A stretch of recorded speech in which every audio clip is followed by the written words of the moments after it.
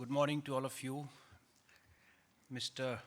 Jerome Purve, Head of the Policy Division of the UITP, Mr. Ram Shekhar, our ED of DIMTS, Mr. Rajendra Kataria, the MD of KSRTC, Ms. Ekrup Kaur, MD of BMTC, distinguished ladies and gentlemen.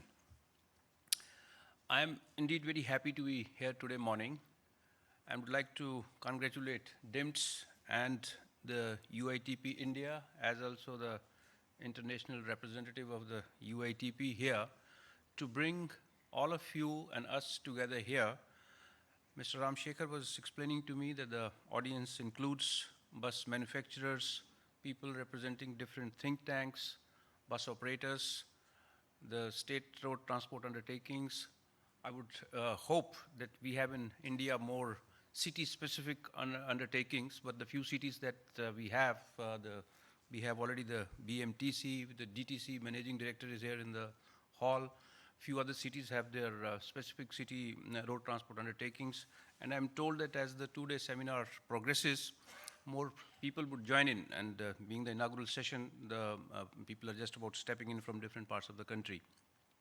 It's very impressive to hear about this fact that this initiative to bring everybody together, holding the second annual seminar, I was not aware of it, that it happens now for the last 2 years.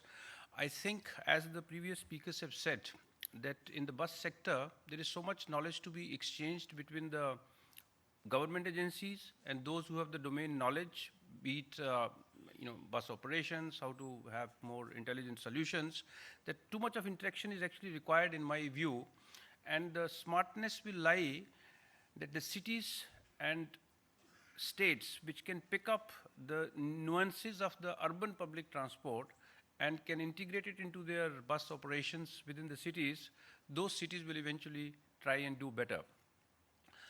The previous speakers emphasized the importance of the public bus transport, so I have couple of pages, but I will be a little assorted here and there, look at the broader things and then come to some of the specific things, being a keynote address. But just to give the importance of public transport, I think if we just look at our behavior in the cities, that itself is linked to the quality of public transport that we have available. We are hearing about so many instances of road rage.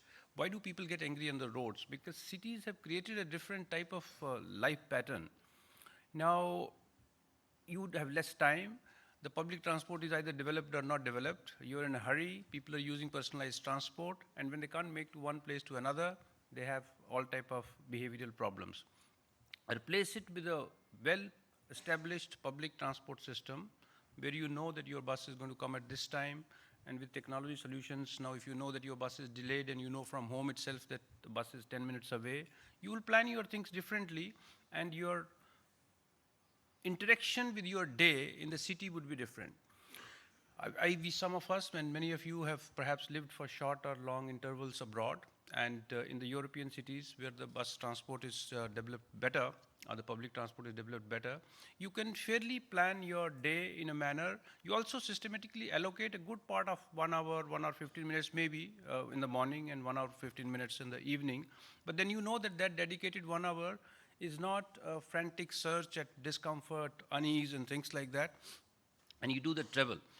Now, how do you reach there is the question, and should we all be getting worried? I think we have to be very, very worried, because those who study macroeconomics, and many of you are in now middle stroke senior positions of responsibility, it is the cities only which are producing a lot of wealth for any country, be it India, be it Europe. You might know that in France, I used to know that 1/3 of the GDP of France, which is one of the G7 countries, used to be produced from area around Paris, the Ile-de-France.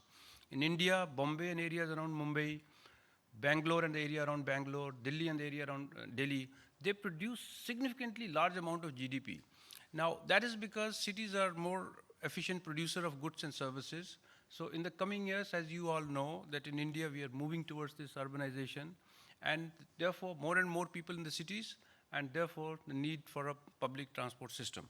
Having said that, and having mentioned about the importance of public transportation, what is required is actually appropriate policies and we need to actually convince everybody. Now, I am sitting at a senior civil service position within the government of Delhi, but still this public transport is a subject where every time you need to actually interface with the decision-making authority, and you have to be persuasive, because leaders, political executives, civil service executive, they are not still aware of the, they are kind of aware, but it hasn't received the priority and the attention that it needs.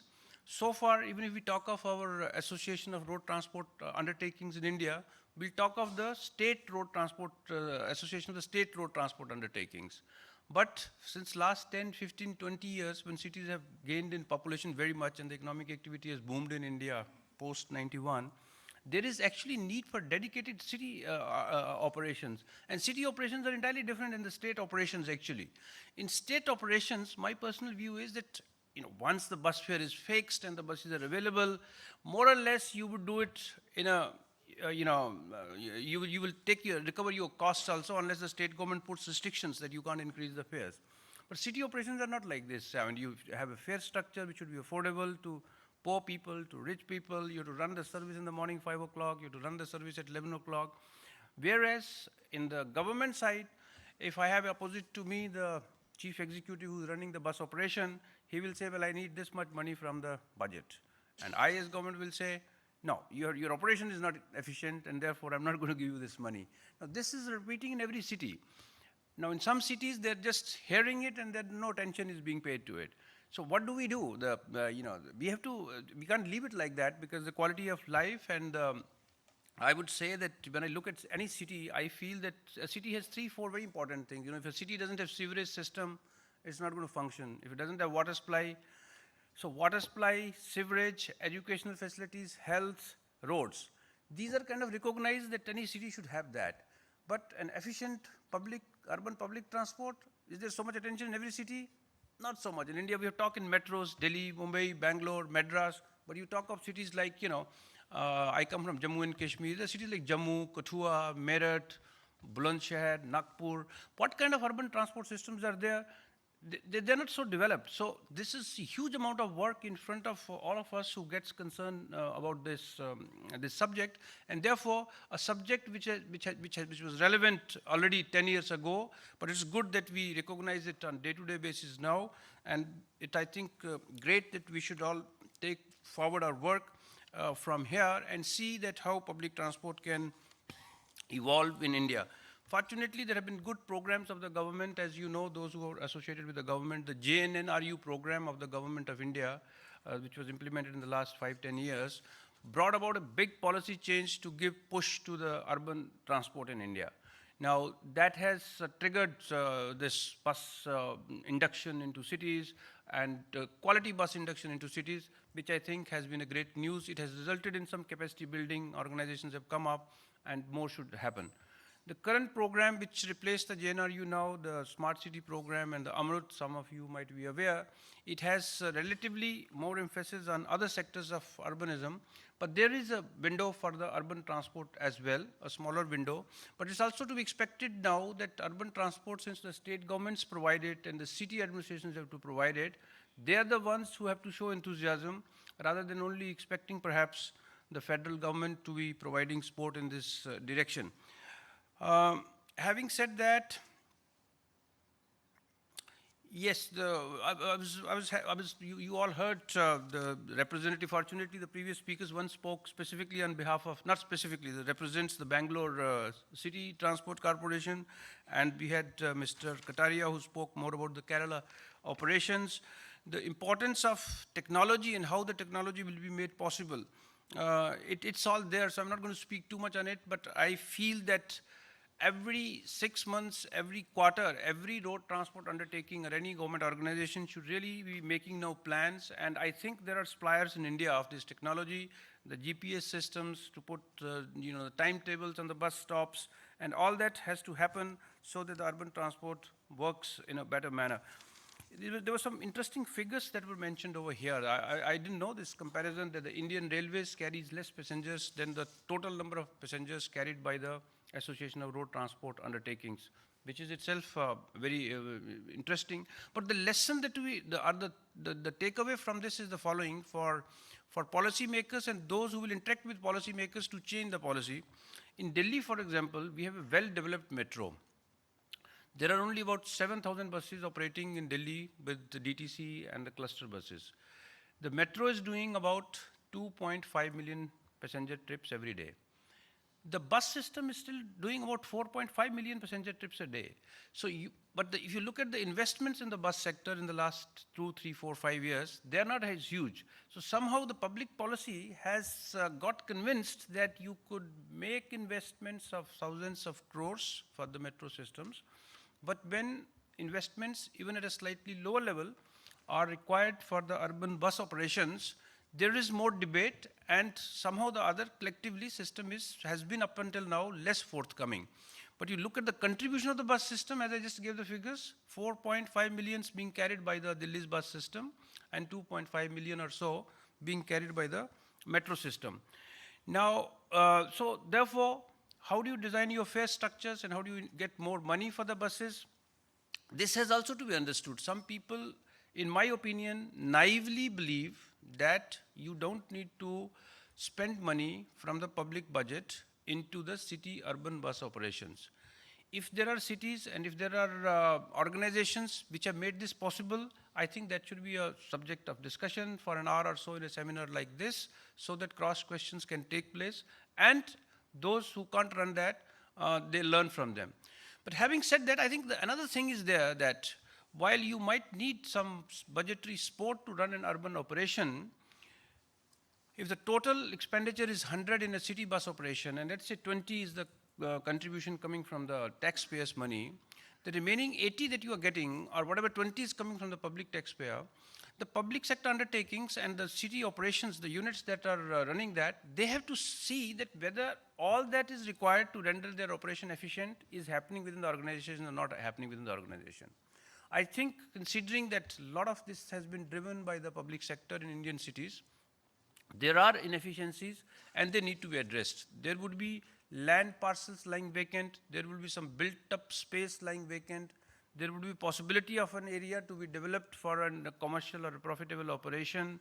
So considering that the financial resource is not that much available, the bus organizations and the authorities which are running these operations have to have this entirely composite approach, so that not a single penny or not any asset is going waste.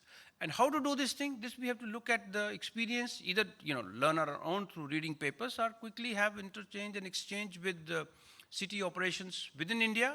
And since the UITP is giving an opportunity to also, it was nice to know about their programs, seminars, and discussions that they organize around the year. Look at the global experiences, because our needs and requirements in India are not going to be any different. Road requirements in China, the requirements in other Asian countries, if we take for granted that yes, European cities have already developed, that they have a well-established system. So there we are. But even when we talk of Europe, we were a group of people, about 10, 12, 15 senior civil servants, about 3 years ago, through Ministry of Urban Development, Government of India, taken to different French cities to see how their urban transport operations are being run. Each of the mayor there, and the main biggest occupation and engagement is this urban transport and how to make the city run properly. So if that is what the mayors and their political leaderships are doing, similar thing is required in Indian cities. And since a lot of role is played in this direction by the public sector executives in India, we have to engage with the, as I'm repeating, with the government and others to make sure that our operations are becoming more and more efficient. There are issues relating to procurement in buses. See, public sector procurement is not easy. It is tricky everywhere. The European Union and the European Commission, people write papers and papers on how public procurement should occur. When it comes at global level, one country would like that you buy things from this country only, whereas the international organization will say, no, you give opportunity to every country and you cannot have only India buying things from India, and things like that. When it comes to lower levels like this, I am actually keen to see how Karnataka, for example, managed to add Volvo into their operations. When you procure buses as public entity, bus A, bus B, not very easy to compare. On the other hand, public authorities are bogged down by L1 and you must procure through the L1 route. Now, I think some attention and some discussion which can come from the Association of the Road Transport Undertakings in India, look at the global experiences, look at experiences within India, that how cities and authorities which have traversed this and crossed this thing, that has to be learned and imbibed by others, so that when money becomes available, we are not delaying it for 6 months, year, and more than that to procure the buses. There's also another problem of supply of buses in India. I had some figures that China was making some dash number of buses every year, whereas in India we are making much less. I'm not remembering the exact figure, but the figure looked like the ratio of about 1:5 or 1:6. So eventually, with population of India booming and urban population growing, there is from the manufacturer side I may use the word responsibility or the possibility, because the private sector will invest if there is a demand, but the demand will get generated in case the supply is there, so it's interrelated. You can promote the supply and you can promote the demand, so both are there. But the fact of the matter is that the bus technology and the quality buses have to be manufactured in India or in the societies India-like, and that is, and when the induction of those quality buses takes place into the public sector, urban transport operations, that's when the bus journey or the daily commuter's ride is going to become comfortable. So I would urge the manufacturers and others inside this hall to look at the future of this operations and accordingly plan technology induction, plan to have quality buses into the systems, so that we can hope that better urban bus transportation operations are there. I'll close with mentioning a little bit about what's happening in Delhi, which is the capital of India, and we have a new government for the last 1 year. Public transport is high on the agenda. The government announced in its manifesto that, as I mentioned just now, that we have about 7,000 buses, and it was it's an articulated goal that we will add 7,000 more buses in the next 5 years. Now, last 1 year, there have been, the work is going on making tenders, and whether you should add through the cluster bus route, or you should buy through the DTC, or there is any other third option. Delhi government, the budget was made yesterday. Some of you might have read in the morning papers. So for the transport sector, it envisages induction of 3,000 buses in this year, that is 2016-17. 1,000 buses to be planned through the DTC procurement, another 1,000 buses through the cluster bus system. Since the seminar is just about the beginning, today, I hope somebody will speak more to you about the cluster bus operation that DIMTS, whose CEO is sitting on the dais and one of the organizers for the seminar. The DIMTS has been running this operation for Delhi government. Everybody, I myself personally, because I'm associated with the sector and with the organization, very satisfied with this model that is working. I'm also gathered that the gross cost model, which the DIMTS has utilized for introducing cluster buses in Delhi, is among the global best practices in urban bus transport operations, which therefore is good news, because here the investor is bringing the bus, he's getting money after a competitive bid, that he will get this much for providing this much bus supply to the organization. After that, the frequencies, the routes, whether the bus is running empty or full is the responsibility of the public entity or the procuring entity, and therefore we can hope that, and another hope that the outcome is therefore that you can have the bus operation the way you have designed it, morning, evening frequencies and things like that. So out of the 3,000 buses I mentioned, that 1,000, the plan is to procure through the DTC, add 1,000 more to the through the cluster bus system, which is already in implementation in Delhi. And another 1,000, it has been assessed, it was mentioned by the about the taxi services now gaining in cities. The UITP India chief, Ms. Kaur, mentioned that how suddenly in the last few years this calling taxis has taken up in a big way. Similarly, there is a scope. People feel that if there are buses within the city, the quality buses which are really high quality, and they're running from place A to place B, and maybe the private sector can play a direct role in that. So there's a There's a plan to introduce 1,000 more buses through this model, of which the details are being worked now, and introduce those buses. In addition to that, of course, IT, IT enhancement in the bus operations in Delhi. That's high on the agenda. Cities have problems of safety, so therefore the GPS systems, the cameras in the buses, all that are also becoming part of the general urban bus specification now. But as a city, we are moving in that direction. And as far as Delhi is concerned, surely there would be a lot for us to learn from the think tanks who are dealing with bus systems.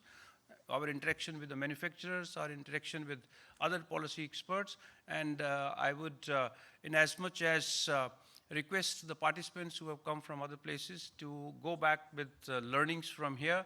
I'm also happy that this seminar takes place in Delhi, and we have our association with DIMS and other people, that whatever as a city we can learn from your discussions and your experiences, we will integrate them into our policy to make city bus operations and city transport more interesting, enjoyable, and a good daily experience for the commuters. Thank you so much.